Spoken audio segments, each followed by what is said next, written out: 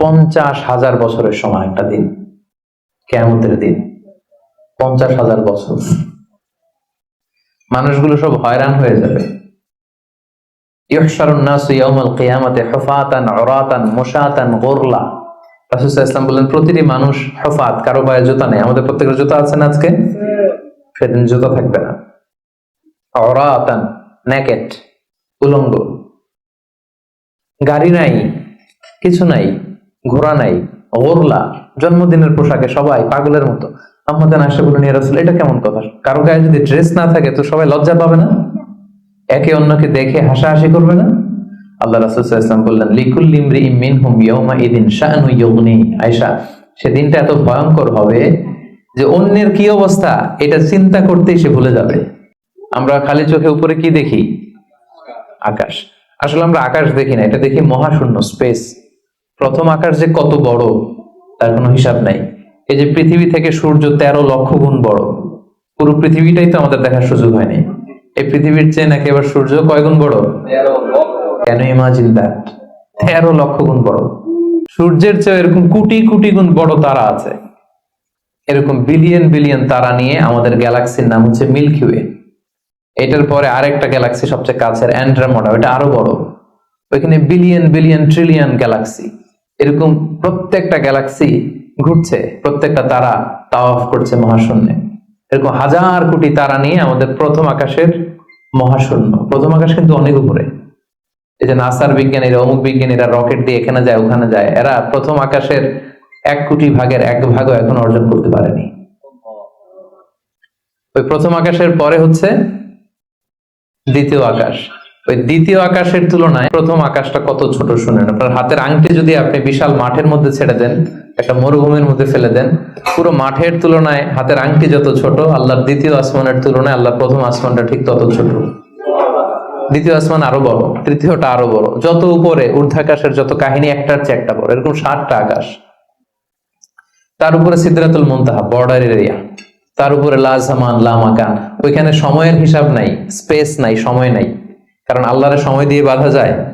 আমাদের জন্য বসতে জায়গা লাগে। আল্লাহর পজিশন থেকে জায়গার প্রসঙ্গটা আসে না, কারণ লাইসা কামিসলিহি শাই, উনি কারো মতো না, উনি উনার মতো।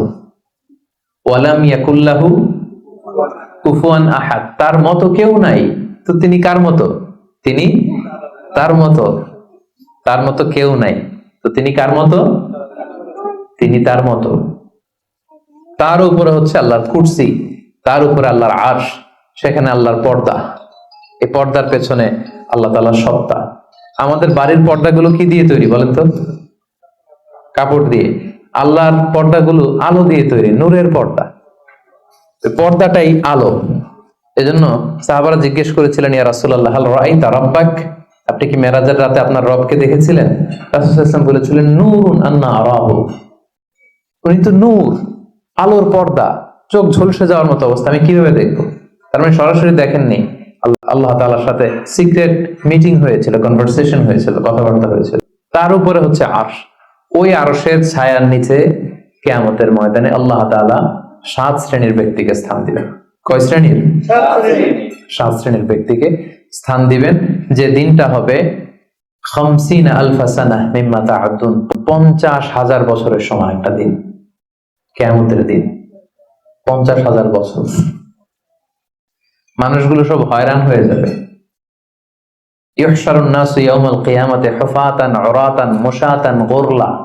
রাসূল সাল্লাল্লাহু আলাইহি ওয়াসাল্লাম বলেন, প্রতিটি মানুষ হুফাত, কারো পায়ে জুতা নেই। আমাদের প্রত্যেকের জুতা আছে না আজকে? সেদিন জুতা থাকবে না। উরাতান, নেকেড, উলঙ্গ। গাড়ি নাই, কিছু নাই, ঘোড়া নাই। গুরলা, জন্মদিনের পোশাকে সবাই পাগলের মতো। আম্মাজান আয়েশা বলেন, ইয়া রাসূল, এটা কেমন কথা? কারো গায়ে যদি ড্রেস না থাকে তো সবাই লজ্জা পাবে না? একে অন্যকে দেখে হাসাহাসি করবে না? আল্লাহ রাসূল সাল্লাল্লাহু আলাইহি ওয়াসাল্লাম বললেন, লিকুল্লি ইমরিইম মিনহুম ইয়াওমা ইদিন শাআনু ইউগনি। আয়েশা, সেদিনটা এত ভয়ঙ্কর হবে যে অন্যের কি অবস্থা এটা চিন্তা করতেই সে ভুলে যাবে। নিজের অবস্থা নিয়ে এত পেরেশানিতে সে থাকবে, ঘর্মাক্ত, ক্লান্ত, শ্রান্ত, পেরেশান। সূর্যটা একেবারে মাথার কাছে চলে আসবে। সূর্যের তাপে মাথার মগজগুলো গলে নাকের ছিদ্র, কানের ছিদ্র দিয়ে বেয়ে বেয়ে পড়বে।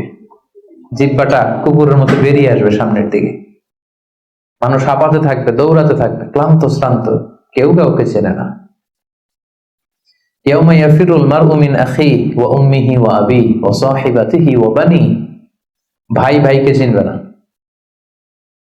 পরিচয় দিবে না। মা ছেলেকে দেখে পরিচয় দিবে না, বন্ধু বন্ধুকে দেখে পরিচয় দিবে না, সবাই ইয়া নাফসি ইয়া নাফসি।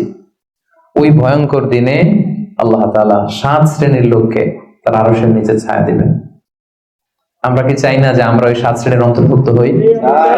আমরা আল্লাহ তাআলার কাছে কামনা করি আমরাও যেন সেই 7 শ্রেণীর অন্তর্ভুক্ত হয়ে সে ভয়ঙ্কর দিনে আল্লাহ তাআলার আরশের নিচে ছায়া পেতে পারি।